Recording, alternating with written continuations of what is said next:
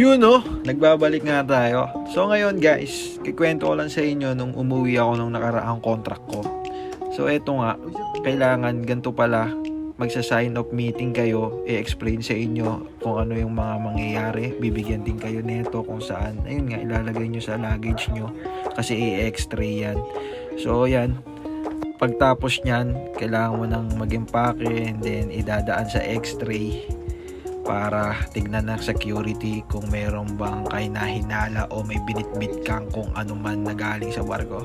Tapos ayan, ito na yung disembarkation day kung saan dadalhin tayo sa immigration para maklear tayo ng immigration and then makaalis na tayo. So yun nga, may sumundo sa ating bus papuntang airport. Tapos doon tayo iiwan. And then yun na, tayo nang bahala para sa sarili natin kasi big boy na tayo. So yun nga guys, bakit ko nga ba sinasabi to? Gusto ko lang sabihin sa inyo na kung ano ang proseso kapag magdi-disembark ka, lalo na sa mga new hire. Dahil kahit ako mismo kinakabahan that time. Pero alam nyo ba, ito ang pinaka the best feeling simula nung sumakay ako. Dahil ayun nga, makakauwi ka na, makikita mo na yung pamilya mo, especially sa mga anak natin dyan, sa mga anak nyo na dahilan kung bakit kayo naging OFW at sumampa sa barko. Gustong mabigyan ng magandang kinabukasan ng mga anak nila at ang pamilya nila. Ayun nga, ito ang pinaka the best na araw para sa ating lahat mga kabaro. So kahit mahaba ang ating biyahe, parang hindi natin nararamdaman yon dahil ang nararamdaman natin yung excitement na makita natin yung mahal natin sa buhay. De, syempre, yun nga, kahit papano, may pera ka na, may panggastos ka na, may ipon ka na, so mabibili mo na kahit papano yung gusto mo or something na hinahangad mo dati, pero ngayon kahit papano mabibili mo na nga, kasama yung pamilya mo, malilibre mo sila kung saan man or something na yun nga, medyo magulo guys, pero yun nga, magandang feeling to sa atin.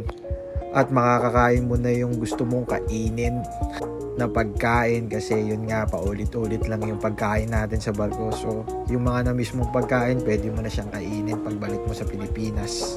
So, yun nga, lagi tayong 3 eroplano ang sasakyan natin dahil siguro nagtitipid ang company kasi mas mura.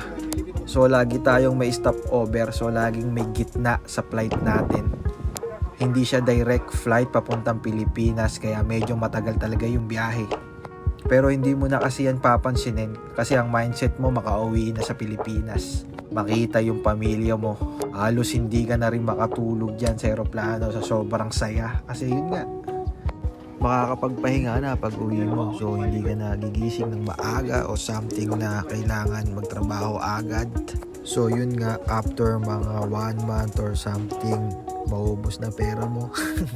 O kailangan mo na bumalik. Pero yun lang, isa lang ang masasabi ko, enjoy your vacation. Kapag sign up mo na, enjoy mo talaga lahat. Gugulin mo yung oras mo sa pamilya mo. Gawin mo lahat gusto mong gawin para pagbalik mo, ready ka na. At least, nagawa mo na lahat ng gusto mong gawin habang nagkabakasyon ka. Kasi kapag hindi mo nagawa yan sa Pilipinas tapos sumampa ka, baka magsisi ka kasi hindi mo ginawa yun. Isang bagay na gusto mong gawin. Sasabihin mo sa sarili mo, hindi buo yung naging bakasyon mo kasi may kulang, kasi may hindi ka nagawa.